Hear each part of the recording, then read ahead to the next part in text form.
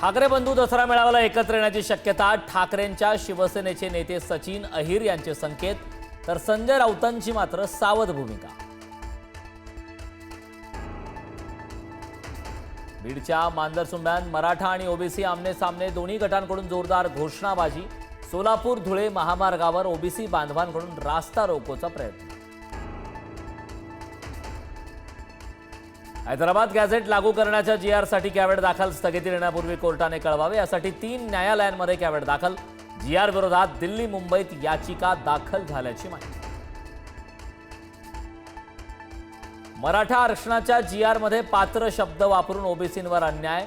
जीआरवरून विजय वडट्टीवार नाराज. जीआरवरील चर्चेसाठी 12 सप्टेंबरला कमिटी नेमणार असल्याची वडट्टीवार यांची माहिती.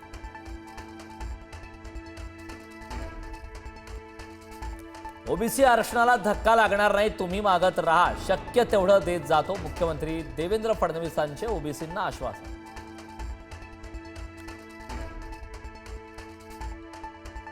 मुख्यमंत्री फडणवीसांच्या जाहिरातीवर विरोधक आक्रमक. काळ्या पैशातून जाहिरात. जाहिरातीवर 40 ते 50 कोटी खर्च. राऊतांची टीका. जाहिरातीसाठी कोट्यावधींचा खर्च कुणी केला? रोहित पवारांचा सवाल. बीडसह अनेक ठिकाणी सामाजिक समता उरली नाही. पोलिसांना स्वतःचं आडनाव लावता येत नाही. धनंजय मुंडे यांनी व्यक्त केली खंत. तर मुंडेंच्या तोंडून ही भाषा ऐकून गंमत वाटते. अंजली दमानी यांचा टोला. अजितदादांना आयपीएस अंजना कृष्णांची फोनवर बोलायला लावणाऱ्या कार्यकर्त्याचा कारनामा समोर. बाबाराजे देशमुखचा नशा करतानाचा व्हिडिओ व्हायरल. कारवाईची मागणी. आयपीएस अधिकारी अंजना कृष्णा यांच्या फोटोला दुग्धाभिषेक. जनशक्ती शेतकरी संघटनेने आई कमला भवानीची प्रार्थना करत घातला दुग्धाभिषेक. दुग्धाभिषेक करणाऱ्या 10 जणांवर गुन्हा दाखल.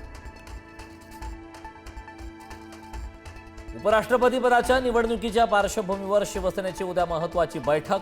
निवडणुकीत मतदान कसं करावं, काय काळजी घ्यावी, याबाबत श्रीकांत शिंदे खासदारांना मार्गदर्शन करणार. एवढा पैसा कुठून आला काका? नातवासाठी घेतलेल्या टेस्ला रुपी खेळण्याची किंमत किती? अभिनेता असतात काळेंचा प्रताप सरनाईकांना सवाल. धाराशिवमध्ये पवनचक्कीच्या कामाला विरोध केल्याने शेतकऱ्याला मारहाण. मारहाणीमध्ये तरुण शेतकरी गंभीर जखमी. 22 मिनिटं हॉकी स्टिकने मारहाण केल्याचा शेतकऱ्यांचा आरोप.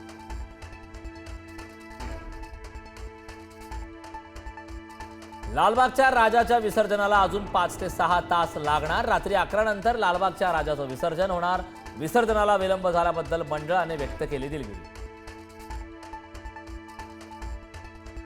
तब्बल 32 तासांनी पुण्यातील गणपती विसर्जन मिरवणूक संपली. डीजेच्या दणदणाटात बाप्पाच्या भव्य मिरवणुका. मोठ्या जल्लोषात बाप्पाला निरोप. पुण्यात विसर्जन मिरवणुकीत डीजेचा दणदणाट. पुण्यातील गणेश मंडळांनी ओलांडली डीजेच्या आवाजाची मर्यादा. शासनाच्या आदेशाचं उल्लंघन. काय कारवाई होणार, याकडे सर्वांचं लक्ष. पालघरमध्ये 3 संशयास्पद कंटेनर वाहून आल्याने खळबळ. पोलिसांसह तटरक्षक दल घटनास्थळी दाखल. मात्र समुद्राला भरती असल्याने कंटेनरपर्यंत पोहोचण्यास अडचणी. गणरायाला निरोप देताना चिमुकल्या भक्तांना अश्रू अनावर. बाप्पाचं विसर्जन न करण्याचा चिमुकल्यांचा पालकांकडे अट्टहास. निरागस डोळ्यातून ओघळणारे अश्रू पाहून उपस्थितांचं मन हेलावलं. लाडक्या गणरायाला निरोप दिल्यानंतर चाकरमानी परतीच्या वाटेवर रेल्वे स्थानक आणि बसस्थानकात मोठी गर्दी. कणकवली रेल्वे स्थानकावर प्रवाशांची गर्दी. राज्यात गणपती विसर्जन सोहळ्याला गालबोट. विसर्जनादरम्यान 12 जणांचा मृत्यू. चाकणमध्ये 4घांचा, अमरावतीत 2घांचा, बेळगावात 1चा बुडून मृत्यू. तर शहापूरमध्ये 3 जण गेले वाहून. सततच्या पावसामुळे जायकवाडी धरणातील पाणी पातळीत वाढ. धरणाचे 18 दरवाजे 1 फुटाने उघडले. धरणात सध्या 98.73% पाणी साठा. नदीकाठच्या गावांना सतर्कतेचा इशारा. आज भारतात दिसणार खग्रास चंद्रग्रहण. खगोल अभ्यासकांना ब्लड मून पाहण्याची चांगली संधी. रात्री 9:57 चंद्रग्रहणास सुरुवात. रात्री 12:30 पर्यंत सुरू राहणार ग्रहण.